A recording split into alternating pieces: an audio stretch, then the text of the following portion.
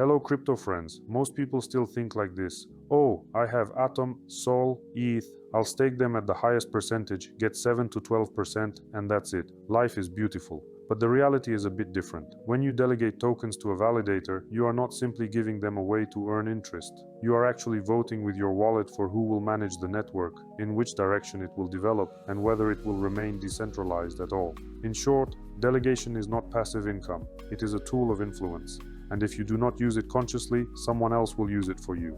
So we want you to come out of watching this video with a clear understanding of how to choose a validator in 2026, what you should really pay attention to and not only a 0% commission, why it is important that a validator votes in governance, and why the best validators are not just servers but real ecosystem partners.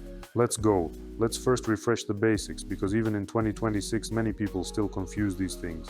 Previously, in Bitcoin and early Ethereum, the network was secured by miners, huge farms of video cards that solved mathematical puzzles. This is called proof of work. Very reliable, but it consumes more electricity than a small country. Then proof of stake came along. The idea is simple. Instead of spending energy, the network says, okay, if you are really interested in the network working correctly, then you must put your money at stake. The more you stake, the greater your responsibility, and the higher the probability that you will be the one signing blocks. But not everyone wants or can run their own validator. It is expensive, technically complex, and requires 24/7 monitoring. That is why delegation was invented. You give your tokens for rent to a professional validator. They sign blocks on your behalf, you receive part of the reward, and the network sees a larger stake and becomes more secure. Sounds perfect. But there is one very important nuance. When you delegate, your tokens add voting power to that validator. In most networks, Cosmos, Polkadot, Near, Osmosis, even partially Solana, the validator votes on protocol upgrades, parameters, grants, punishment of other validators, with your share of the stake. That means you are not just earning interest, you are effectively becoming a co-owner of the decision about where the network will go in the next 2 to 5 years. So the first conclusion is that a delegator is no less responsible than a validator. You cannot choose bad or dishonest validators and then, when the asset price goes down, blame only them and the project itself. You need to understand that part of the responsibility for a possible failure also lies with delegators. So how should you behave in order to be considered a truly responsible and experienced delegator? First of all, you must understand that staking on centralized exchanges is not proof of stake. You are simply giving your tokens for interest, and you must understand that when you provide them to an exchange, they do not actually belong to you. Unlike delegation in POS, because a validator cannot appropriate them. The second important parameter when choosing a validator is its uptime. Minimum 99.4%, preferably 99.6% plus over the last 6 to 12 months. If a validator is often offline, the network misses blocks, you lose rewards, and in some networks there is slashing, a penalty. Where to look? Mintscan, staking rewards, Solana Beach, validators.app, eigenlayer stats, and so on. Third, commission. The sweet spot right now is 5 to 9%. If it is 0 to 2%, very often this is either a newcomer who will raise it soon, or dumping to collect stake, and then a sharp increase.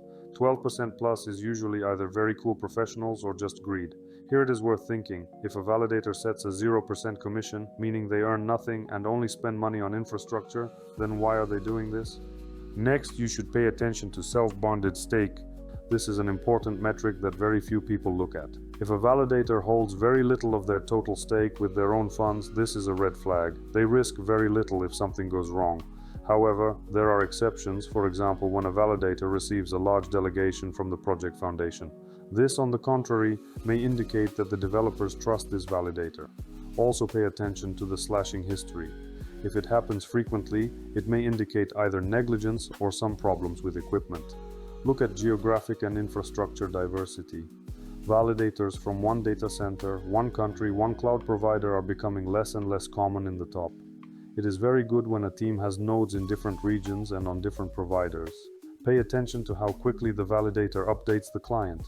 After every network upgrade, the validator should be among the first to update without downtime. If it is constantly, we will update 3 days after everyone else, this is a bad sign. Why you can't just delegate everything to the top 5 to 10 validators? Right now, in many networks, we have a very unpleasant picture. In Cosmos Hub, the top 10 sometimes control 45 to 55% of the stake. In some app chains, the top 5 already control more than 66%. This is something similar to owning a controlling stake in joint stock companies. Whoever has the majority percentage decides everything. Therefore, when you delegate to validators in the top 5 to 10, you give them power and temptation to do whatever they want. By choosing validators outside the top, you contribute to decentralization and reduce the likelihood of various conspiracies and agreements. You might say to me, "Dude, please take the tinfoil hat off your head," but in response I can give examples of how, in different networks, funds were allocated through voting for certain blockchain development needs, and later it turned out that they were used, let's say, not very rationally, which in turn results in a bad reputation for the network and a negative impact on the asset price, and we are absolutely not interested in that. Now let's talk about why validator voting is critically important. This is where many people make the biggest mistake. Imagine a situation, a super important proposal comes out. For example, increase inflation by 30% to pay validators more, change slashing parameters, allocate 10 million tokens for grants, or completely change the network economy. If your validator clicks no vote or abstain, they vote with your power exactly that way. You are effectively silently agreeing that they do not care.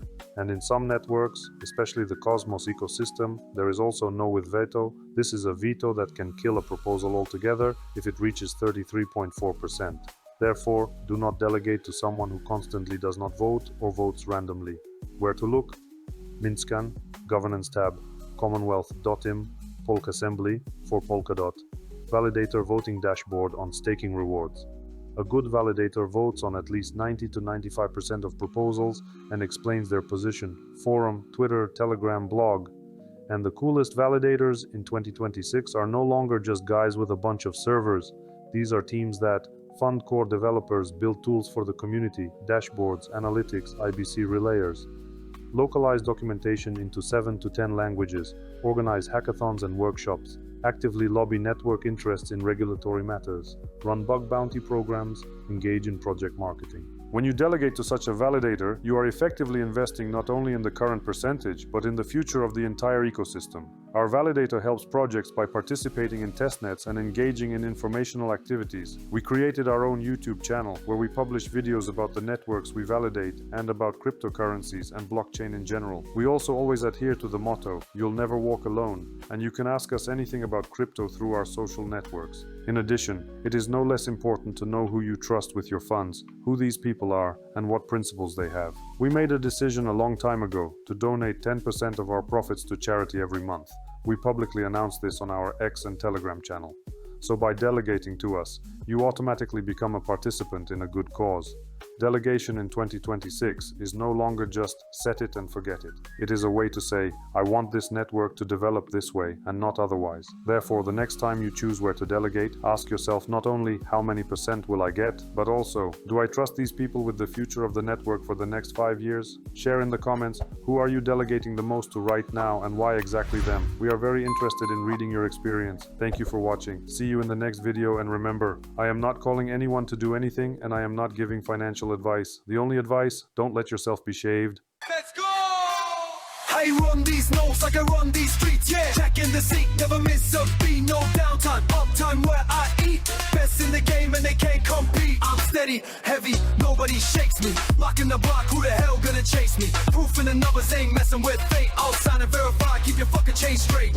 Wake up, boost to the machine, I'm cold. Look around, every move, work my posted code. You flex in the club, I flex in the low. Tickets to my name, validators on hold. Serious metrics, the West mode, man. No breaks up time, I'm the whole damn plan. Safety's a promise, the rest all talk. Boss in the system, you step then you walk. I run these notes like I run these streets, yeah. Checking the sync, never miss a beat. No downtime, uptime where I eat. Best in the game and they can't compete. All the dollars in the zone, never retreat. If you're not real, get off my beat.